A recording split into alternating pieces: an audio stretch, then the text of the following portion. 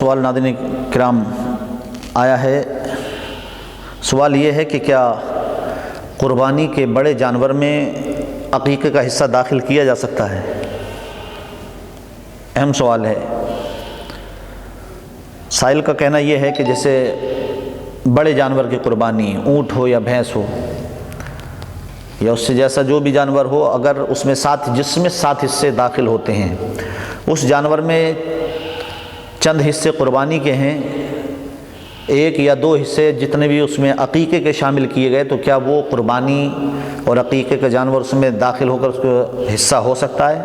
جی ہاں، بالکل ہو سکتا ہے۔ قربانی کے جانور میں عقیقے کا حصہ داخل ہو سکتا ہے، اس لیے کہ عقیقے کے لیے بھی جانور کے وہی شرائط ہیں جو شرائط قربانی کے جانور کے لیے ہیں، کہ بکری یا بکرا نر مادہ جو بھی ہو 1 سال کی اس کی عمر ہونا چاہیے، انہی طرح وہ بھی عیبوں سے پاک ہونا چاہیے، جس طرح قربانی کے جانور میں عیبوں سے قربانی کا جانور پاک ہوتا ہے کہ عیب نہ ہو اس میں کوئی ایسا جس کی وجہ سے اس میں عیب نظر آتا ہو۔ اس طرح بڑے جانور میں 7 حصے ہوتے ہیں۔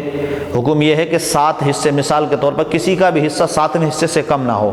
مثال کے طور پر ایک بھینس خریدی گئی جس کی قیمت تقریباً 20,000 ہے، 21,000 ہے، فار ایگزامپل 21,000 ہے، تو 7 × 21 پر ہیڈ 3,000 روپے حصہ قربانی کا داخل ہو رہا ہے۔ اب اس میں سے کسی نے کہا کہ نہیں یار میں 3,000 نہیں دے سکتا، مجھے 2,000 کا گوشت دے دینا، 2,000 روپے میرے داخل کر لو، اور ایک آدمی نے کہا میں 4,000 دے دیتا ہوں، تو حضرات محترم وہ کسی کی قربانی نہیں ہوگی۔ کیوں؟ اس لیے کہ 7ویں حصے سے کم اگر کسی کا حصہ ہے تو وہ سارے کے سارے قربانیاں خراب ہو جاتی ہیں۔ 7 حصے سے کم کسی کا نہ ہو، 7ویں حصے سے۔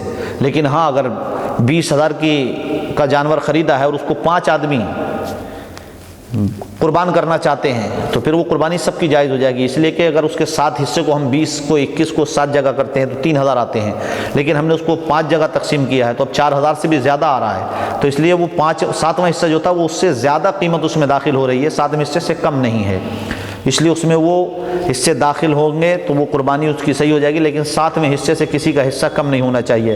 اسی طریقے سے بڑے جانور میں چند لوگوں نے قربانی کا حصہ رکھا ہے اور کسی نے 1 یا 2 یا 3 حصے عقیقے کے اس میں داخل کیے ہیں، تو قربانی جائز ہے، عقیقہ بھی جائز ہے، قربانی سب کی مقبول ہو جائے گی، اس کا عقیقہ بھی مقبول ہو جائے گا۔ اللہ تبارک و تعالی ہمیں آپ کو سب کو اس پر عمل کی توفیق عطا فرمائے، اور ہمیں سب کو پیارے مصطفیٰ کی سنتوں کے مطابق اپنے گھروں میں سنتوں کو عام کرنے کی توفیق عطا فرمائے۔ آمین۔ وآخر دعوانا الحمدللہ۔